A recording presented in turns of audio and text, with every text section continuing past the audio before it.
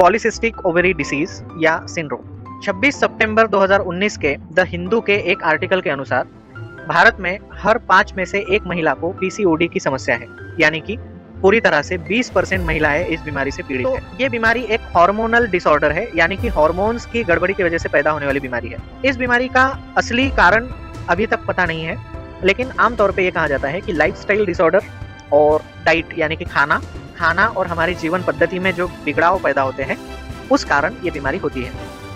Genetic कारणों से भी ये बीमारी हो सकती है, यानी कि माँ से या दादी से, नानी से बच्चे में ये बीमारी आ सकती है।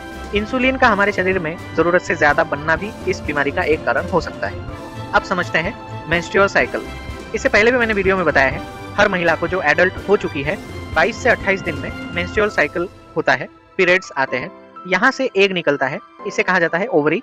ओवरी से एग निकलने के बाद ये इस तरह से ट्रैवल करते हुए, सफर करते हुए यहाँ पे पहुंचता है, और अगर वो फर्टिलाइज नहीं हुआ, अगर गर्भधारणा नहीं हुई, तो वो पूरी तरह से पीरियड्स के बीच में यहाँ से बहकर निकल जाता है। इसी को हम पीरियड कहते हैं। पीसीओडी जो है इसी से जुड़ी हुई एक समस्या है। अब कुछ पॉइंट्स देखते हैं। सबसे पहला, जो महिलाओं में ओवरी होती है, ओवरी के अंदर उनके जीवन काल में जितने भी एग्स उनके पीरियड्स में आने वाले हैं वो सारे के सारे स्टोर होते हैं। इनमें से जो एग्स इमैच्योर है, बड़े नहीं हुए हैं, वो फॉलिकल्स के अंदर स्टोर किए रहते हैं। पिट्यूटरी ग्लैंड से फॉलिकल स्टिमुलेटिंग हार्मोन यानी कि एफएसएच और ल्यूटिनाइजिंग हार्मोन यानी कि एलएच हर महीने निकलता है।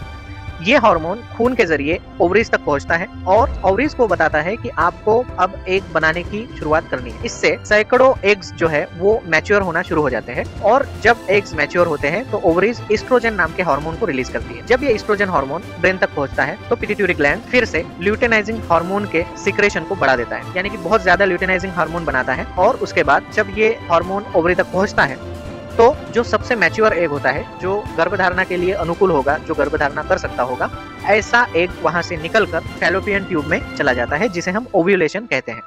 उसके बाद जो बाकी बचे हुए एग्स होते हैं, जो अंडे होते हैं छोटे छोटे बाकी के, वो डिसॉल्व हो जाते हैं और उसी के साथ फॉलिकल्स भी डिसॉल्व हो जाते हैं, यानी कि उसी जगह पे अंदर समा जाते हैं, वहां पर बाकी नहीं रहते। अब इस प्रोसेस के अंदर अगर कोई भी हार्मोन का इम्बैलेंस हो जाए, कम या ज्यादा हो जाए कोई भी हार्मोन, तो ये जो एग का रिलीज है, जिसे हम ओव्यूलेशन कहते हैं, वो रुक जाता है या सही से नहीं होता। और साथ ही ये जो फॉलिकल्स और एग्स डिसॉल्व होने वाले होते हैं वो भी सही से डिसॉल्व नहीं होते और वो बन जाते हैं सिस्ट। इसीलिए इस बीमारी को कहा जाता है पॉलीसिस्ट, यानी कि एक से ज्यादा सिस्ट ओवरी के अंदर बनना। आगे कुछ फोटोज में मैं आपको दिखाऊंगा कि ओवरीज में क्या बदलाव आते हैं। देखिए, ये है नॉर्मल ओवरी। ये नॉर्मल इस तरह से होती है, यहाँ पर ये एग है, ये छोटे से होकर बड़ा होकर इस तरह से होता है और फिर यहाँ से रिलीज हो जाता है। लेकिन यहाँ पर हम देखते हैं कि ये बहुत सारे सिस्ट बने हुए हैं और इस वजह से फॉलिकल डेवलपमेंट रुक जाता है। यहाँ पर भी देखिए, हेल्दी ओवरी जो होती है, अच्छी ओवरी, वो इस तरह से होती है, और जब सिस्ट बन जाते हैं तो वो इस तरह से नजर आती है। इसीलिए जब सोनोग्राफी या अल्ट्रासाउंड किया जाता है तो हमें एग्जैक्टली पता चलता है कि पेशेंट को पीसीओडी का प्रॉब्लम है या नहीं है, क्योंकि उसमें सिस्ट हमें नजर आते हैं।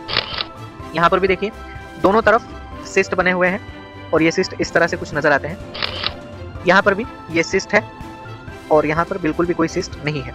ये नॉर्मल ओवरी है और ये पॉलीसिस्टिक ओवरी है। दोनों की रचना भी बदल जाती है, दोनों की बनावट भी बदल जाती है। आखिरी फोटो, यहाँ पर भी सेम नजर आ रहा है कि यहाँ पर सिस्ट बने हुए हैं और यहाँ पर सिस्ट बने हुए नहीं है। अब देखते हैं इस बीमारी के क्या सिम्टम्स है, क्या निशानियां हैं, कैसे पता करें कि ये बीमारी हमको हो गई है। सबसे पहला, पेल्विक रीजन, जहाँ पर ओवरीज होती है, यानी कि पेट का निचला हिस्सा, वहां पर दर्द महसूस होना। महिलाओं में मोटापा पैदा होना या पेट पर चर्बी बनना। एक्ने, यानी कि हमारे चेहरों पर इस तरह से कुछ पिंपल्स बन जाना। इर्रेगुलर पीरियड्स, ये बहुत बड़ी निशानी है, यानी कि हर महीने पीरियड्स ना आना, जब आते हैं तो बहुत ज्यादा दर्द होना, बहुत ज्यादा खून जाना, या फिर 2 पीरियड्स के बीच में 2-3 महीने गैप होना।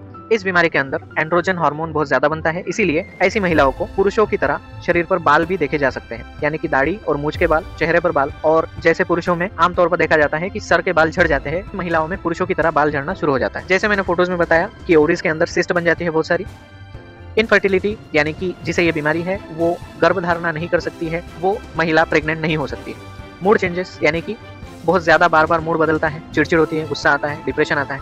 ये बहुत सारे सिम्टम्स जो मानसिक बीमारी की तरफ हमें इशारा करते हैं, ये भी इसमें पैदा होते हैं, क्योंकि हार्मोनल इम्बैलेंस कहीं ना कहीं ब्रेन के ऊपर भी असर करता है। इस फोटो में मैंने ये सारे सिम्टम्स दिखाए हैं, आप इसे पॉज करके देख सकते हैं। अब देखते हैं इस बीमारी के कॉम्प्लिकेशंस क्या है, यानी कि ये बीमारी होने के बाद हमें और कौन कौन सी चीजें हो सकती है। सबसे पहला, इनफर्टिलिटी। जैसे मैंने बताया कि इस बीमारी के अंदर महिला को प्रेग्नेंट होना या बच्चे पैदा करना, ये दोनों ही चीजों में प्रॉब्लम आ सकती है। दूसरा, मिसकैरेज या प्रीमेच्योर बर्थ। अगर प्रेगनेंसी हो भी जाती है तो बच्चा बचने के चांसेस बहुत कम होते हैं, और अगर बच्चा बच भी जाए तो पूरे 9 महीने कंप्लीट नहीं करता, बल्कि जल्दी ही उसकी डिलीवरी हो जाती है। यानी कि ये एक बहुत ही खतरनाक कंडीशन है बच्चे के लिए भी और माँ के लिए भी। हाई ब्लड प्रेशर या फिर हाइपरटेंशन, इन पेशेंट्स को ब्लड प्रेशर का भी प्रॉब्लम हो सकता है। कोलेस्ट्रॉल से जुड़ी हुई बीमारियां भी इनमें पाई जा सकती है।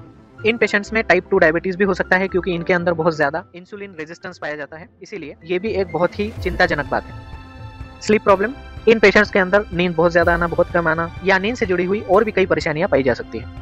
डिप्रेशन इन महिलाओं में बहुत आमतौर पर देखा जाता है कि इन्हें मायूसी या अवसाद जिसे कहा जाता है वो होता है। इसी